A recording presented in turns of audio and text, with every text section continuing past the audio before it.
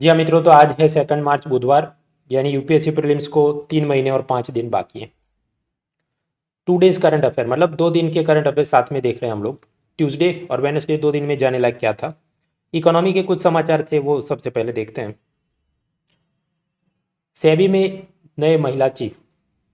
सेबी का full form याद रखना है, securities and exchange board of India. SEBI headquarter भी याद रखना है, मुंबई। अब ये असल में 1988 में बना था, लेकिन तब एग्जीक्यूटिव ऑर्डर से बना था, मतलब जैसे नीति आयोग बना है। बाद में हर्षद मेहता स्कैम हुआ और उसके बाद 1992 में इसको कानून बनाकर ज़्यादा पावर के साथ स्थापित किया गया। So it became statutory body in 1992, वैधानिक संस्था बनी। इसके ऊपर अपील में जाना हो तो एक और संस्था है, सिक्योरिटीज एपीलिएट ट्रिब्यूनल, सेट। फिर ये सहारा स्कैम और कुछ और स्कैम हुए। उसके बाद इसके सेबी के कानून में और सुधार किए गए, इसके पावर्स और बढ़ाए गए। सेबी के पास पावर ऐसे हैं कि वो सर्च कर सकता है, सीजर कर सकता है सब दस्तावेज, प्रॉपर्टी वगैरह। It can even do arrest and detention, लोगों को गिरफ्तार करने के भी उसके पास पावर है, जो आरबीआई के पास नहीं।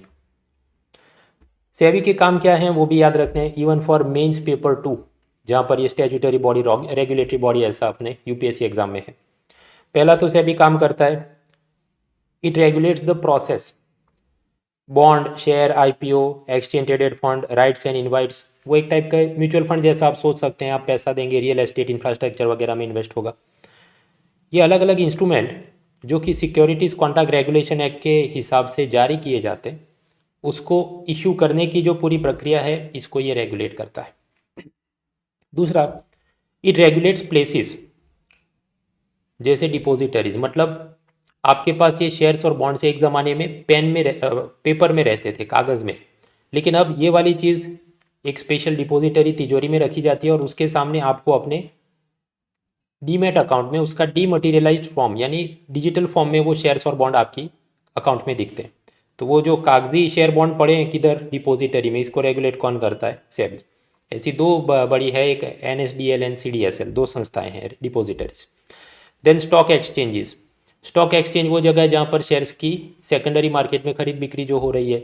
जैसे नेशनल स्टॉक एक्सचेंज एनएससी, जो अपना निफ्टी 50 सूचकांक निकालता है, कल हमने देखा था पिछले वीडियो में। बॉम्बे स्टॉक एक्सचेंज बीएससी, जो अपना सेंसेक्स नाम का सूचकांक निकालता है, ये सब वो देखता है। देन कमोडिटी एक्सचेंजेस, मतलब ये गेहूं, चावल, इसकी जो कमोडिटी मार्केट में बाइंग सेलिंग होती है, पहले उसके लिए एक अलग संस्था थी, उसमें कांड हुआ था, फिर ये सारा पावर सेबी के पास है।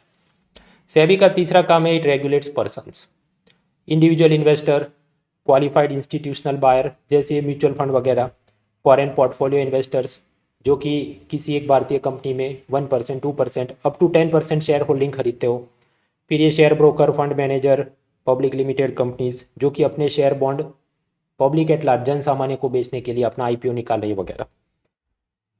एंड लास्टली, ऐसी कोई भी कलेक्टिव इन्वेस्टमेंट स्कीम जिसको 100 करोड़ या उससे ज़्यादा पैसा उठाया जा रहा है और आरबीआई वगैरह उसे रेगुलेट नहीं कर रहा है, तो उन सबको भी सेबी रेगुलेट करता है। ऐसा ये पावर इसलिए देना पड़ा क्योंकि ये सहारा स्कैम में कुछ ऐसा हुआ था कि सुब्रतो रॉय ने इन्वेस्टर से पैसा उठाया और उसका ये कहना था कि ये सेबी के अधिकार क्षेत्र में नहीं है और ये तो आरबीआई के भी अधिकार क्षेत्र में नहीं है, ऐसा कुछ। अब ये सेबी, उसका स्ट्रक्चर होता है, ऊपर बोर्ड ऑफ डायरेक्टर्स होते हैं, उसका चेयरमैन होता है, वो हो गया सेबी का चेयरमैन या चीफ। आरबीआई में तो एक गवर्नर ही है, यहाँ पर क्या है, एक बोर्ड है। हाँ, तो उसके चेयरमैन पहले अजय त्यागी थे, जो एक आईएएस ऑफिसर थे। उसके नीचे कुछ फुल टाइम डायरेक्टर होंगे, कुछ आरबीआई से ऑफिसर आएंगे, कुछ यूनियन गवर्नमेंट से ऑफिसर आएंगे, कुल फुल टाइम मेंबर्स होंगे वगैरह। अब ये जो चेयरमैन होता है, वो 5 ईयर्स या 65 ईयर्स की उसकी एज या 5 साल का कार्यकाल, उसमें से जो पहले ख़त्म हो जाए उस हिसाब से उसका कार्यकाल होता है। रीअपॉइंटमेंट यानी पुनः नियुक्ति भी हो सकती है। अजय त्यागी को रीअपॉइंटमेंट भी मिली थी। अब चर्चा में क्यों आया कि उनके नीचे ये जो whole time member Madhabi Puri Buch, जो पहले वहीं होल टाइम मेंबर थी सेबी बोर्ड में, उसको अब कहा गया कि अब से वो चेयरमैन होंगी। तो इसमें क्या बड़ी बात है, she is the first woman to be appointed as chairperson. She is also the youngest person to become SEBI chief at the age of 56। और भी खास बात है कि प्राइवेट सेक्टर का कोई व्यक्ति चेयरमैन बने, ऐसा ये पहला केस है। देखिए, आरबीआई का बॉस कौन? तो भूतपूर्व आईएएस ऑफिसर शक्तिकांता दास। आईआरडीआई का बॉस कौन? तो उसमें भी farmer IAS officer Subhash Chandra Khuntia. SEBI का बॉस कौन? अजय त्यागी, जो कि पहले आईएएस थे, लेकिन अब जो बना ये माधवी पुरी बुच, वो आईएएस नहीं है। ये क्या दिखा रहा है? Rise of specialist. ऐसे लोग जो आईएएस नहीं, फिर भी ऐसे सब अलग अलग रेगुलेटरी बॉडी के चीफ बन रहे हैं। तो मेंस पेपर 2 और पेपर 4 में भी ऐसा कुछ है, generalist versus specialist, lateral entry scheme वगैरह। तो वो डिपेंड करता है आपको क्या पूछा और आप उसमें क्या उदाहरण देना चाहते हैं। उसके बाद का मुद्दा है कि जीडीपी का ग्रोथ रेट रिवाइज किया गया। ये क्या है? जीडीपी का मतलब क्या? Gross domestic product. It is the market value of all the final goods and services produced in the country for a given time period, usually 1 year. एक साल में जो भारत में वस्तु और सेवाओं का उत्पादन हुआ, उसका ये अंतिम बाजार मूल्य, उसे हम जीडीपी, सकल घरेलू उत्पाद कहते हैं। अब मान लीजिए 2020 में ऐसा 135 लाख करोड़ रुपीस का प्रोडक्शन हुआ हो, तो उसे हम कहेंगे जीडीपी फॉर द ईयर 2020। अभी उसके मुकाबले अगर 2021 यानी 1 अप्रैल 2021 से लेके 31 मार्च 2022 तक 147 लाख करोड़ का प्रोडक्शन हो, तो 135 के मुकाबले 147 कितना बढ़ा है? तो जवाब है 9.2% बढ़ा है। तो हम क्या कहेंगे? भारत का जीडीपी ग्रोथ रेट, आर्थिक वृद्धि दर 9.2% होगा। अभी असल में ये आंकड़ा क्या था? जनवरी 2021 में इकोनॉमिक सर्वे ने बोला कि हमारा अनुमान है 11% ग्रोथ रेट होगा। फिर जनवरी 2022 में ministry of statistics and programme implementation, MoSPI, उसके नीचे एक संस्था है एनएसओ, उसने बोला कि हमें लगता है कि 9.2% ग्रोथ रेट होना चाहिए। उसके बाद फेब्रुआरी की आखिरी तारीख, मेरे ख्याल से 28 तारीख को, एनएसओ ने सेकंड टाइम अपना एडवांस एस्टीमेट रिवाइज किया। अब उनका कहना है नहीं 9.2% तो नहीं होगा, हमको लगता है 8.9% हो सकता है। अब ऐसा डाउनग्रेड क्यों किया? मतलब उनका पहले ये मानना था कि करीब 9% ये होगा, लेकिन उसकी बजाय अब बोल रहे हैं कि नहीं, ये तो 8.9% होगा बिटवीन 1 अप्रैल टू 31 मार्च 2022। उसका एक तो कारण ये ओमिक्रॉन के चलते, कोरोना में ओमिक्रॉन वेरिएंट के चलते पिछले साल नवंबर से लेके इस साल जनवरी तक पूरे इकोनॉमी में जो गड़बड़ी और प्रॉब्लम्स रहे और प्रोडक्शन में जो कमी आई होगी। और अभी ये रशिया यूक्रेन की लड़ाई चल रही है, उसके चलते रॉ मटेरियल और सप्लाई चेन मैनेजमेंट में जो प्रॉब्लम्स आएंगे, उसके चलते अपने प्रोडक्शन को हानि होगी। इसलिए ग्रोथ रेट जो 2019 में करीब 4%, 2020 में कोरोना के चल के गिर के हो गया था -7%, 2021-22 में कितना होगा? पहले इकोनॉमिक सर्वे को लगता था 11%, फिर अभी एनएसओ बोला है करीब 9.2%, फिर अभी वापस मुकर गया फेब्रुआरी में कि ये तो 8.9% के आसपास होगा। अभी अगले साल 2022 एंड 23 यानी 1 अप्रैल 2022 से 31 मार्च 2023 तक कितना होगा? तो ये जो लेटेस्ट इकोनॉमिक सर्वे आया, चीफ इकोनॉमिक एडवाइजर नागेश्वरन, हाँ, तो उनकी प्रिडिक्शन ये है कि अगले साल मतलब 2022 टू 23 फाइनेंशियल ईयर में 8 to 8.5% ग्रोथ रेट रहेगा, ऐसा मेरा अनुमान है। दूसरा मुद्दा कुछ चल रहा है, एनपीएस में मार्स सिस्टम लाएंगे। ये क्या है? देखिए, एनपीएस नेशनल पेमेंट सिस्टम, उसमें क्या था, ये 2004 से लागू हुआ कि उसमें ये जो सरकारी कर्मचारी है उसकी सैलरी का 14% कटे, सरकार अपने पॉकेट से 14% एक्स्ट्रा दे, और ये सारा पैसा जाएगा एनपीएस फंड में, और वहाँ से वो शेयर्स में, बॉन्ड्स में, गवर्नमेंट सिक्योरिटी में इन्वेस्ट होगा। अब शेयर्स में डिपेंड करता है कि कंपनी ने कितना प्रॉफिट किया और उसमें से कितना डिविडेंड उसने शेयर होल्डर्स को दिया, या कुछ बार कि आपने शेयर खरीदा, थोड़ा दाम बढ़ गया, आपने उसको सेकेंडरी मार्केट में बेच दिया, उस हिसाब से प्रॉफिट हो सकता है। बॉन्ड में क्या होगा, आपने इन्वेस्ट किया तो डिपेंडिंग की कंपनी ने पहले से जो प्रॉमिस किया होगा कि 8%, 9%, 12% जो ब्याज देंगे हर साल आपको मिलता रहे। उसी तरह गवर्नमेंट सिक्योरिटी में क्या, सरकार ने एक प्रकार से आपसे लोन में पैसा लिया है और फिर आपको हर साल जो भी इंटरेस्ट ऑफर किया होगा मे बी 8% उतना मिलेगा। तो ये तो सब चल रहा था। 2004 ऑनवर्ड्स गवर्नमेंट एम्प्लॉयज़ के लिए एनपीएस कंपलसरी हुआ, और फिर 2009 ऑनवर्ड्स भारत के सभी नागरिकों के लिए ये एनपीएस सबके लिए अवेलेबल है। लेकिन जो बाकी नागरिक हैं जो सरकारी नौकरी में नहीं है, उनके लिए ये कंपलसरी नहीं है। आपकी मर्जी है तो ज्वाइन करो, अदरवाइज ये एचडीएफसी वगैरह के जो प्राइवेट सेक्टर के पेंशन फंड चलते हैं उसमें आप इन्वेस्ट कर सकते हैं। और गवर्नमेंट बाकी सिटीजन के खाते में ऐसा 14% पैसा कंट्रीब्यूट करे, ऐसा नहीं। वो सिर्फ गवर्नमेंट एम्प्लॉयज़ के खाते में पैसा कंट्रीब्यूट करेगा। कुछ कुछ बार स्कीम्स ऐसी आती है कि जहाँ पर अनऑर्गेनाइज सेक्टर वर्कर्स के खाते में पैसा जमा हो, लेकिन वो सब योजनाएं पुरानी हो गई तो अभी दिमाग खर्च करने का फ़ायदा नहीं। अभी इसमें अपने को डर क्या लगता है? तो जब ये ठप्पर से डर नहीं लगता, लेकिन हमने अपनी सैलरी का पैसा एनपीएस में डाला हो और एनपीएस वाले ये पेटीएम का शेयर खरीद लें, तो वो तो 2000 रुपये से गिर के अभी 800 रुपये में चला गया। तो उसी तरह ILNFS, ये एक एनबीएफसी कंपनी थी, उसने कुछ बॉन्ड जारी किए थे। आप बॉन्ड में पैसा इन्वेस्ट करें, आपको लगे कि ये तो गारंटी है 8% मुझे मिल जाएगा, लेकिन उसमें भी कुछ स्कैम हुए थे और उसको अपना बॉन्ड वो ऑनर करने में दिक्कतें आई थी कुछ। So the subscribers are afraid that I will not get the best pension, इसलिए उनको सुनिश्चित करने के लिए to give them some guarantee, बात ये चल रही है कि एक मिनिमम एश्योर्ड रिटर्न स्कीम यानी मार्स स्कीम हो। समझते हैं, ये PFRDA संस्था जो कि पेंशन सेक्टर को रेगुलेट करती है, उसने ये प्रपोज किया है कि एक मिनिमम एश्योर्ड रिटर्न स्कीम, वो ऐसा कहना चाहते हैं कि कम से कम इतना मुनाफा नहीं मिले, मान लीजिए 8%, उसकी जगह शेयर बाजार से 7% ही मिला, तो जो नुकसान हुआ कितना 1%, उसकी भरपाई संस्था करे। तो मान लीजिए सपोज आपने 100 रुपये अपनी सैलरी में से एनपीएस में कंट्रीब्यूट किए, तो फिर वो सिस्टम कुछ ऐसी बनेगी, एक्सपर्ट का ये मानना है कि उसमें कुछ कंपोनेंट होगा कि 100 में से 40 बोला जाएगा कि वो नॉन मार्क्स है, मतलब उस पर कोई गारंटी नहीं। वो डिपेंड करता है कि शेयर मार्केट बॉन्ड मार्केट में क्या परफॉर्मेंस रहा, 0% भी आपको प्रॉफिट मिले, 10 भी 20 भी, उसकी कोई गारंटी नहीं। लेकिन ये 100 में से मान लीजिए 60% पे कहा जाए कि अच्छा आपने 100 रुपये जमा किए, उसमें से 60 रुपये पर PFRDA की गारंटी है मार्च की, मिनिमम एश्योर्ड रिटर्न। तो मान लीजिए PFRDA ऐसा बोल दे कि अच्छा सालाना 8% आपको इसमें से कमाई हो, ब्याज मिले, ऐसी हम गारंटी लेते हैं। लेकिन फिर मान लीजिए वो ये स्विगी जोमेटो पेटीएम के शेयर में पैसा डाला और डूब जाए और आपको सिर्फ 7% मुनाफा हो सके, तो 8 प्रॉमिस किया था, 7 हो रहा है, तो जो नुकसान हुआ 1%, वो PFRDA या दूसरी कोई संस्था या कोई NBFC वो अपने पॉकेट से सब्सक्राइबर्स को देगी। ऐसा वो क्यों करेंगे? ताकि एक तो ये जो सब पेंशनर्स हैं उनके हितों की रक्षा हो, और दूसरा कि जो अभी भी हेजिटेंट है, जिनको डर लगता है नहीं इसमें पैसा डालने लूट जाए, तो वो भी थोड़ा कॉन्फिडेंट हो और अपना पैसा इसमें इन्वेस्ट करे। अब ये रियल एग्जाम्पल नहीं है, ये 40-60, ये तो सिर्फ उदाहरण के लिए, असल में तो ये बनना बाकी है। PFRDA ने कोई कंसल्टेंसी फर्म को अभी काम दिया है कि आप हमको ये पूरी इसकी ब्लूप्रिंट बना के दीजिए, इसलिए चर्चा में आया। मित्रों, अगर हम बात करें इकोनॉमी की, तो उसमें ये bitcoin, central bank digital currency, नए बजट में बोला 30% टैक्स, 1% TDS, ये सब हमने पढ़ लिया था फ्री वाली Win22 सीरीज़ में।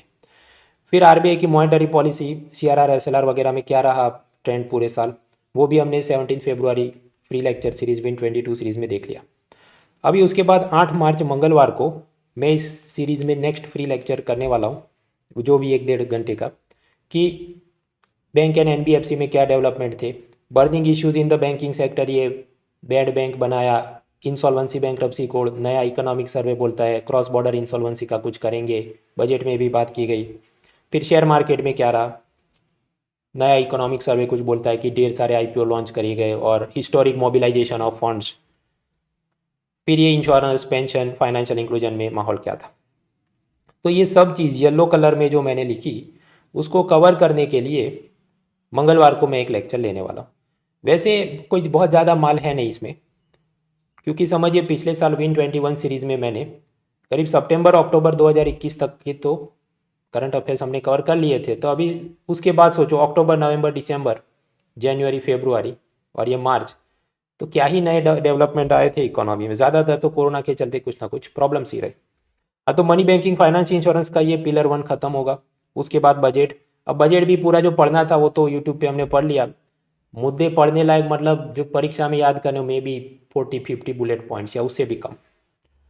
फिर ये इंटरनेशनल ट्रेड, उसमें भी कुछ खास नहीं, सेक्टर्स ऑफ इकोनॉमी, ये GDP अप डाउन वही वो, इंफ्रास्ट्रक्चर में क्या नई बातें थी और ह्यूमन रिसोर्स डेवलपमेंट। खैर जो भी अपडेट्स थे वो कवर करने के लिए हर साल मैं सीरीज़ निकालता हूँ। Win20 सीरीज़ फ्री में ख़त्म हुई, 21 सीरीज़ वो भी ख़त्म हुई, जिसमें सितंबर 2021 तक के करंट अफेयर्स हमने देखे थे इकोनॉमी के। और अभी ये Win22 सीरीज़ जो अक्टूबर 2020 ऑनवर्ड्स से लेके ये latest budget economic survey all the way up to prelims के 1 महीने पहले तक, मतलब मई महीने तक में क्या क्या रहेगा उसके लिए मैं धीरे धीरे कर रहा हूँ। पहला लेक्चर हो गया, दूसरा लेक्चर भी हो गया, तीसरा लेक्चर अभी अगले मंगलवार होगा 8 मार्च को। उसका रजिस्ट्रेशन लिंक डिस्क्रिप्शन में दिया है। फ्री अनलॉक कोड यूज़ करें monal.org। ये एक बात हुई। अभी हम देखते हैं बाकी ये polity, environment, ethics, international relation में और क्या नए नए करंट अफेयर्स थे पिछले 2 दिन में। ऑलराइट, सो मूविंग फॉरवर्ड, पिछले 2 दिन के करंट अफेयर्स यानी 1 मार्च मंगलवार और 2 मार्च बुधवार क्या क्या रहा। इकोनॉमी के तो करंट अफेयर्स ये सब, सेबी का नया चीफ, पीएफआरडीए ये मार्स नाम की नई अशोर्ड स्कीम लेकर आ रहा है। जीडीपी का डेटा रिवाइज किया गया कि पहले जो उनको लगता था 9.2% ग्रोथ रहेगा, उसकी जगह अब लगता है कि 8.9% ग्रोथ रहेगा, वो हमने देखा। फिर बाकी तो इधर उधर के टाइम पास समाचार थे कि public private partnership in higher education, कि ये सब कॉलेज यूनिवर्सिटी वाले जिनको अपने विद्यार्थियों के लिए जो भी नोट्स, स्टडी मटेरियल, क्विज़ वगैरह बनाना हो, उसमें वो प्राइवेट सेक्टर की ई लर्निंग कंपनियों की मदद ले सके, ऐसा सब यूजीसी ने अलाउ किया है। तो ये क्या है, हायर एजुकेशन में भी अब पब्लिक प्राइवेट पार्टनरशिप होगी। वो कुछ ऐसा होगा कि वो स्टूडेंट से कॉलेज वाले फीस लें और फिर उसको स्टडी मटेरियल दे, जिसमें उसका कुछ पैसा और बाकी कंट्रीब्यूशन ये स्टार्टअप वालों का वगैरह जो भी। Polity and legislature, means paper 2 में मुद्दा है ये गुड गवर्नेंस, ट्रांसपेरेंसी, अकाउंटेबिलिटी।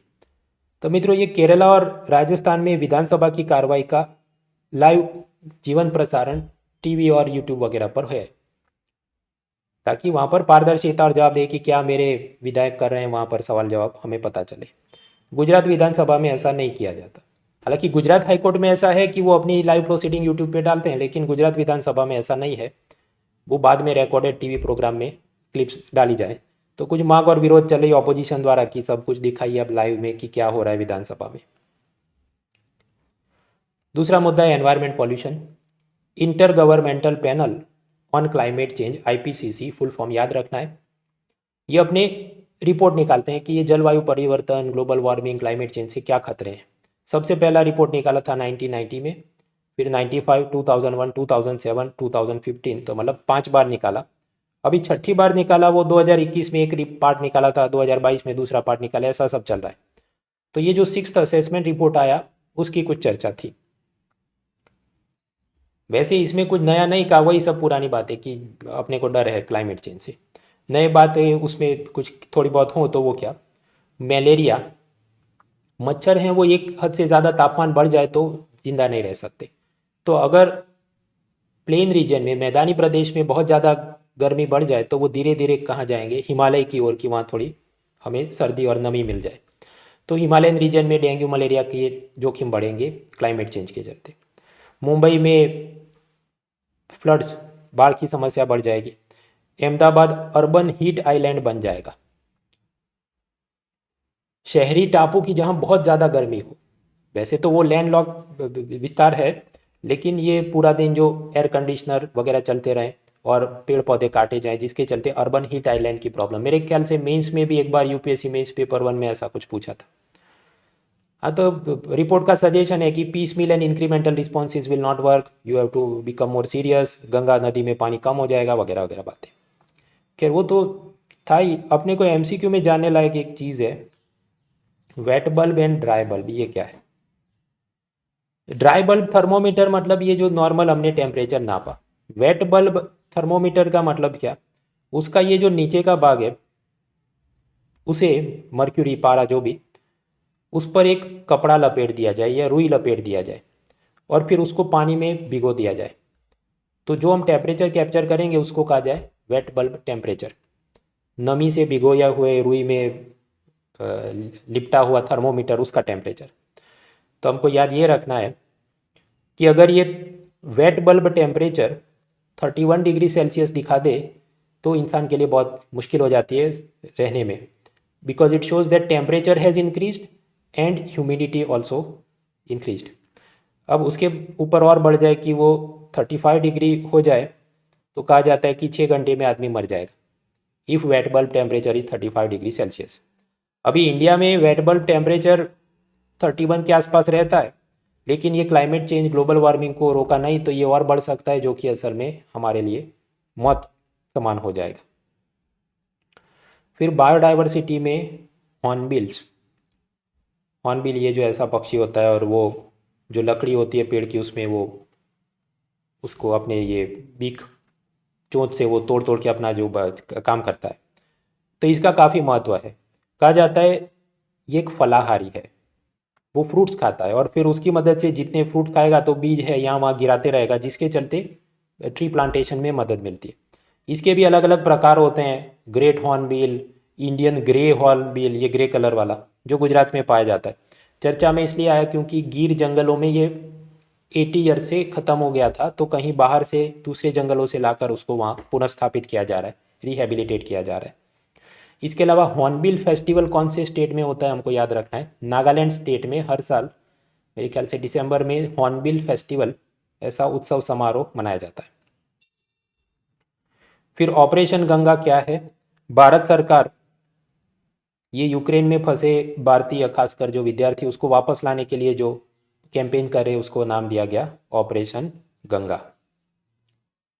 फिर वंदे भारत क्या था, वो सब क्या था वो देख लेना, कोरोना में घर वापसी क्या। फिर कुछ नक्शे में चर्चा चल रही है, मॉन्ट्रेक्स convention 1936।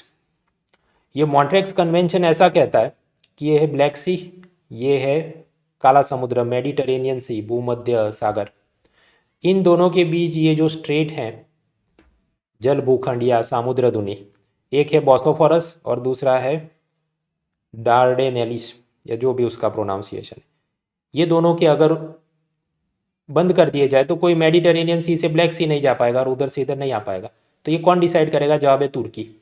Now during the peace time, शांति समय में तो सभी जहाज़ों को इधर आने जाने दिया जाता है, लेकिन अगर युद्ध फैल जाए तो तुर्की कुछ कंट्रोल कर सकता है एज पर दिस ट्रीटी।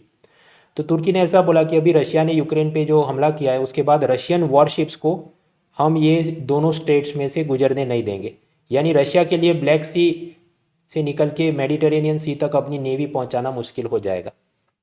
तो फिर उसको समंदर यूज़ करना हो तो क्या करे? ऊपरी तरफ जो होंगे आर्कटिक वगैरह वहाँ से जाए, पर प्रॉब्लम क्या आएंगे, वो तो सर्दियों में जम जाते हैं, they get frozen in the winter, so difficult. अब ये रशिया ने हो सकता है तुर्की को सबक सिखाने के लिए वो सीरिया को कुछ कहे और फिर वो उनका लड़ाई झगड़ा चलता रहे। एक हद से ज़्यादा अपने लिए काम का नहीं, बेसिक ज्योग्राफी जाननी थी हमने देख ली। एयर इंडिया में जो सीईओ कौन बने, वो टाटा कंपनी ने एक तुर्की के आदमी को रखा था, फिर आरएसएस ने विरोध किया तो तुर्की के आदमी ने कहा ठीक है अभी मैं नौकरी से इस्तीफा देता हूँ, लेकिन ये सब अपने लिए काम का नहीं, will not waste time. International relation defence में नेपाल, अभी वो लंबी चौड़ी बात ऐसी है कि नेपाल को अपनी गोद में बैठाने के लिए अमेरिका और चीन दोनों उसको लोन में और डोनेशन में पैसा दे रहे हैं वगैरह वगैरह, ठीक है। रशिया ने भारत को डिफेंस कोऑपरेशन के नाम पे क्या क्या मदद की है उसकी एक्सप्लेन सीरीज, कुल मिला के क्या था, ब्रह्मोस नाम का मिसाइल जॉइंटली डेवलप कर रहे हैं, S-400 एयर डिफेंस सिस्टम, मतलब दुश्मन चीन का मिसाइल आए तो हम उसको मार गिराए ऐसी सिस्टम, AK-203 राइफल जो अमेठी में बनाई जाएंगी, submarine anti aircraft carrier fighter aircraft जैसे सुखोई मिग वगैरह रशिया ने हमको दिया है। तो सालों साल उसका ये अपने साथ डिफेंस कोऑपरेशन रहा है।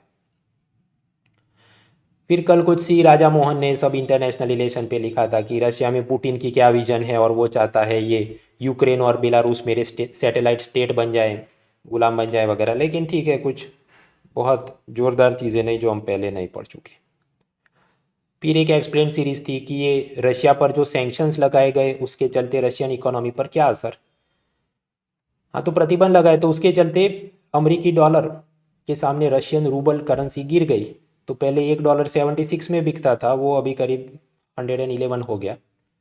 रशिया में जिन लोगों ने बैंकों में पैसा डिपॉजिट किया उनको डर लगता है ये स्विफ्ट मैसेजिंग सिस्टम से ब्लॉक कर दिया तो हम सब हमारा पैसा अटक जाएगा, तो वो लोग भी बैंक रन कर रहे हैं। बैंक रन का मतलब क्या, बैंक के सारे डिपॉजिटर होल्डर्स अचानक से अपना पैसा निकालने के लिए दौड़ के चले आए।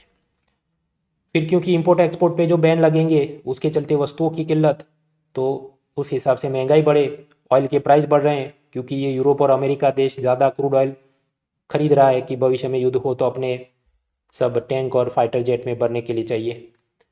ये सब के चलते रशिया में भी इन्फ्लेशन महंगाई बढ़ेगी और उसके चलते उनकी सेंट्रल बैंक ने महंगाई से लड़ना है तो क्या करना चाहिए, सेंट्रल बैंक ने रेपो रेट को महंगा करना चाहिए ताकि लोन महंगे हो जाएं और लोग शॉपिंग कम करें और महंगाई काबू में रहे डिमांड कम होने के चलते वगैरह। तो ये तो सब कॉमन सेंस की बात है, वो लंबी चौड़ी एक्सप्लेन सीरीज दी थी। कॉलम्स में कुछ खास मज़े नहीं थे।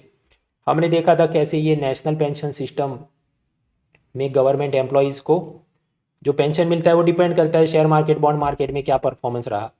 तो कुछ लोग मांग करते हैं नहीं पुरानी सिस्टम हमें दीजिए कि रिटायरमेंट होने पर जो हमारी लास्ट सैलरी थी उसका 50% उतनी पेंशन हर साल हमको मिलती रहे, हर महीने हमको मिलती रहे।